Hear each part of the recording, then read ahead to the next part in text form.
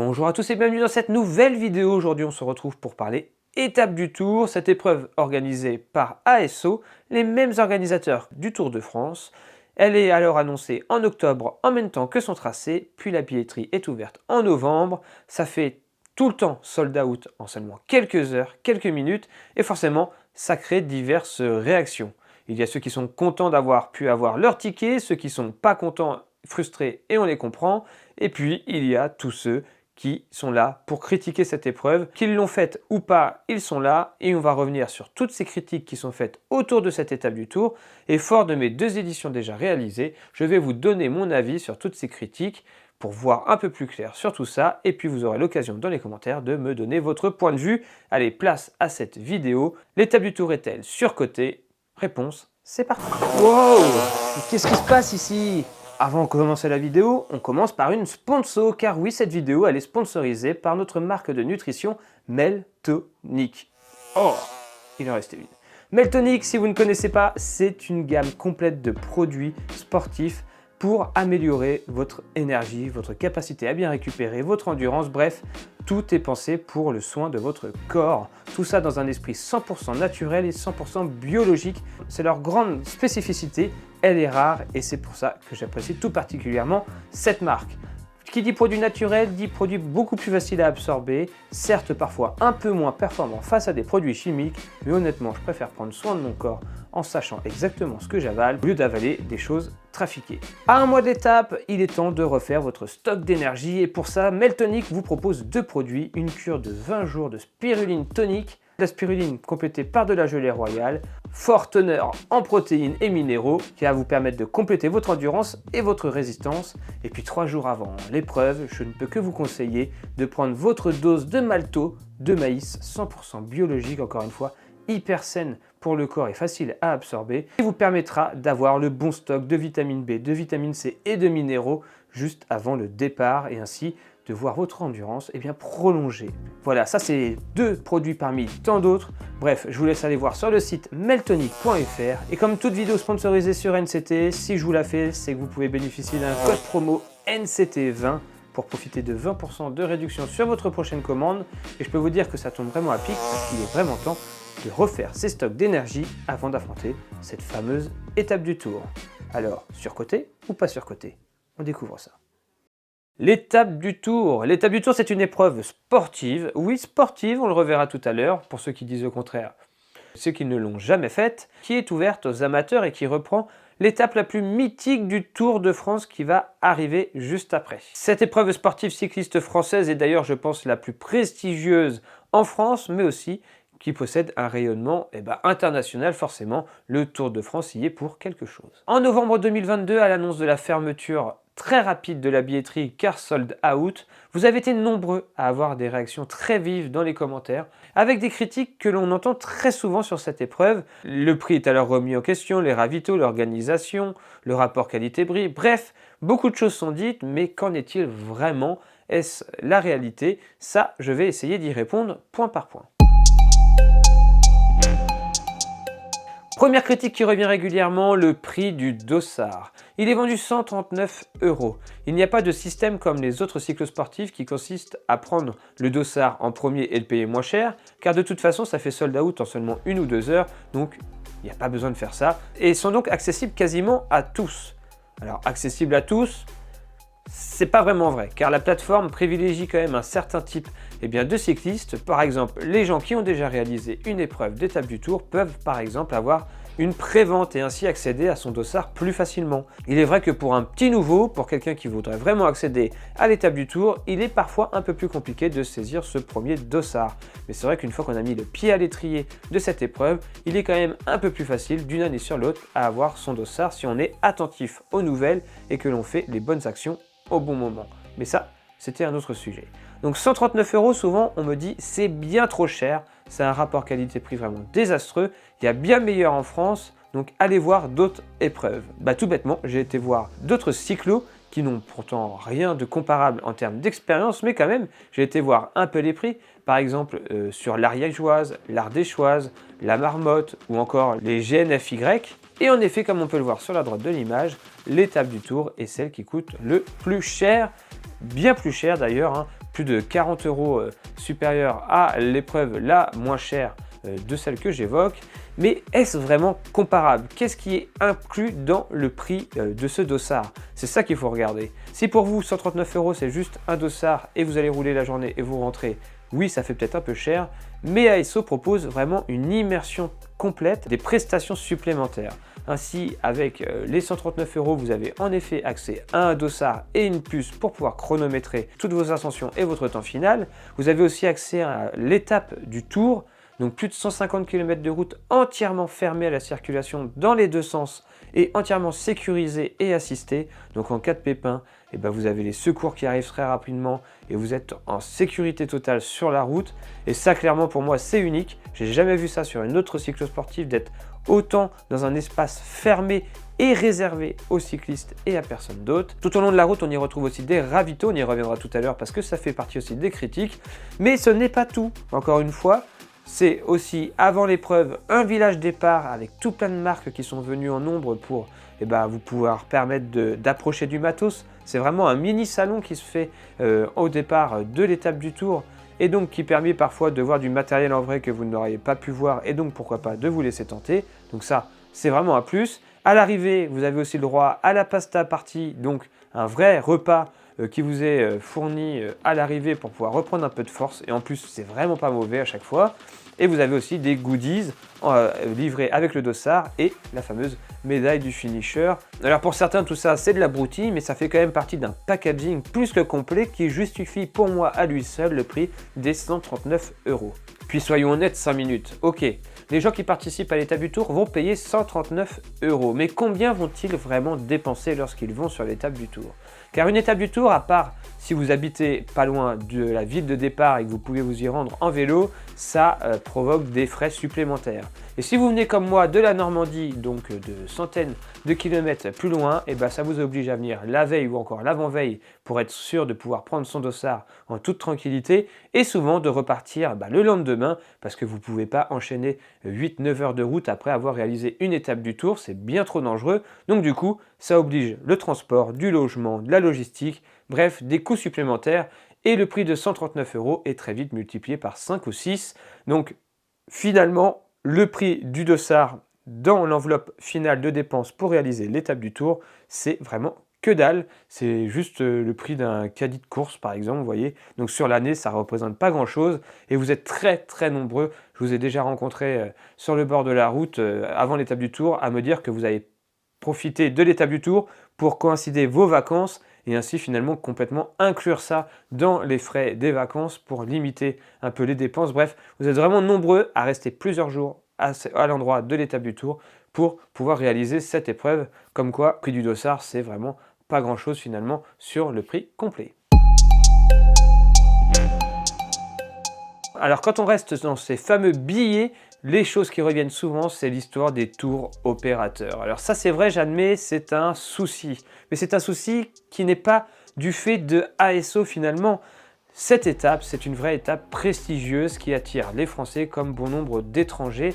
Et du coup, les sociétés d'organisation de voyage vont venir choper pas mal de billets des 16 000 pour pouvoir ensuite les proposer dans des séjours aménagés bien plus grands, bien plus chers pour les gens qui ont plus d'argent et plus de capacité à pouvoir payer ces fameux tours opérateurs. Souvent, c'est vraiment des choses exclusives. On retrouve alors sur le bord de la route des barnums vraiment que pour ces gens-là. Ils vont pouvoir s'arrêter en plus avec des ravitaux en plus et tout. Donc bref, ça coûte plus cher, mais vous avez aussi des prestations en plus l'hébergement et tout. Donc c'est notre façon de vivre l'étape du Tour. Je la critique pas du tout. Si on a les moyens de pouvoir se payer ça, c'est très très bien aussi. Au moins, on se concentre que sur son effort et pas sur la logistique à côté. Mais forcément, quand on est quelqu'un qui n'a pas réussi à avoir son dossard et que l'on constate ensuite qu'il y a ce genre de pratiques qui sont réalisées, ça peut énerver un peu. Mais quand même, pour pallier ça, ASO offre la possibilité quand même à 16 000 personnes de faire cette épreuve chaque année. 16 000 personnes, c'est énorme. Est-ce que vous connaissez une autre épreuve sportive qui permet à un instant T, sur une journée, de faire partir 16 000 personnes au même endroit? Moi personnellement, j'en connais pas, donc c'est une vraie prouesse. Ces 16 000 au départ, c'est la garantie de ne jamais se retrouver seul sur la route, à moins de partir en dernière vague et de traîner un peu de la patte Peut-être que vous serez seul, mais si vous êtes seul, vous risquez de vous faire rattraper par le camion, le camion qui vous empêchera de finir. Parce que oui, il y a quand même un timing horaire à respecter pour arriver. Et c'est vrai que quand on part en dernière vague, c'est un point qui est souvent critiqué. Souvent, les débutants se retrouvent en dernière vague et du coup, n'ont pas le temps de finir l'épreuve. Mais encore une fois, c'est une épreuve sportive et même débutant, il faut être entraîné, il faut être en condition pour pouvoir réaliser l'étape et normalement, l'organisation fait en sorte que même la dernière vague ait le temps suffisant pour réaliser l'épreuve. Donc voilà, c'est très compliqué, ça peut être critiquable, mais à un moment, il faut bien que l'épreuve s'arrête et il faut bien rendre à la circulation les routes pour pouvoir finalement évacuer aussi ces 16 000 personnes qui ont déjà utilisé cette route avant vous. C'est vrai que se déplacer sur l'épreuve pour se faire arrêter par la voiture balai, voir son vélo embarqué et retour au départ, ça peut être très minant parce que vous avez beaucoup d'argent engagé, mais encore une fois, je répète, c'est une vraie épreuve sportive, c'est un vrai dépassement de soi et il ne faut pas y aller en se disant « ouais bah allez, c'est l'étape du Tour, c'est la fête, on va s'amuser ». Non, non, c'est une vraie épreuve sportive et pour l'année dernière, avoir emmené un vrai compétiteur, quelqu'un qui est très fort sur le vélo, de son propre aveu, il n'avait jamais vécu une épreuve aussi dure dans le dépassement de soi, donc c'est vraiment une vraie épreuve sportive. Ah, les ravitaux. Si j'ai découvert quelque chose en faisant toutes les cyclosportifs, c'est que les gens qui payent un dossard vous qui payez un dossard, vous attachez une importance toute particulière à la qualité du ravito. J'avoue ne pas du tout être dans cet état d'esprit et quand je pense cyclosportif, je ne pense, ou alors randonnée ou autre, je ne pense à aucun moment au ravito. Moi, c'est plus la découverte des paysages, votre rencontre, la rencontre avec d'autres passionnés qui me revient en tête. Mais c'est vrai que vous adorez vous arrêter au ravito et déguster ces ravitaux et en avoir pour votre argent. C'est une façon de voir les choses. J'en ai même vu à certains ravitaux se remplir les poches de barres énergisantes pour pouvoir à l'année ensuite rouler avec ces barres. Ça, c'est une façon d'amortir en effet ce dossard, mais c'est pas très sympa pour les copains qui, malheureusement en dernière vague, peuvent se plaindre d'avoir un peu moins de choix. Bon, si tout le monde en laissait un peu pour tout le monde, ça permettrait peut-être d'avoir un meilleur ressenti pour tout le monde. Bref, passons. En tout cas, ces ravitaux sont souvent très critiqués parce qu'ils sont soi-disant d'un rapport qualité-prix non satisfaisant. Alors que peut-on attendre d'un ravito sur une telle cyclosportive, sur un tel événement aussi grand? Honnêtement, sur mes 2 années où j'ai réalisé l'étape du Tour, j'ai toujours vu des ravitaux avec beaucoup de bénévoles pour vous aiguiller, souriants, encourageants, rafraîchissants à eux seuls, qui vous servent, qui vous guident et qui vous présentent leurs produits et ils en ont énormément. Enfin moi je sais pas. J'ai vu des commentaires comme quoi parfois les ravitaux étaient trop maigres. Moi honnêtement, vous pouvez le voir sur les différentes images de mes 2 étapes du Tour, il y en avait partout. Que ce soit de la boisson énergisante ou des barres énergisantes ou gel énergisant pour les adeptes de ce genre de produits, il y en avait. Et pour tous ceux qui aiment les trucs plus classiques, il y en avait aussi les pâtes de fruits, les cacahuètes, les pains d'épices, etc., etc. Il y en a partout. Et tout bête, de l'eau. Il y en a tout le temps de l'eau. Et vous n'en manquerez jamais d'eau. J'ai déjà réalisé d'autres cyclosportives où je devais attendre 15-20 minutes que quelqu'un remonte de l'eau parce qu'il n'y avait plus d'eau. Donc vous voyez, c'est ce genre de petits détails, ce genre d'organisation bien rodée aussi que l'on paye lorsque l'on paye 139 €. Les ravitaux sont quand même vraiment très bien organisés. Les seuls points noirs des ravitaux, je dirais, c'est le nombre de places pour garer ses vélos. J'ai posé mon vélo où, moi? Parce qu'il n'y a pas beaucoup de place en fait, c'est la misère.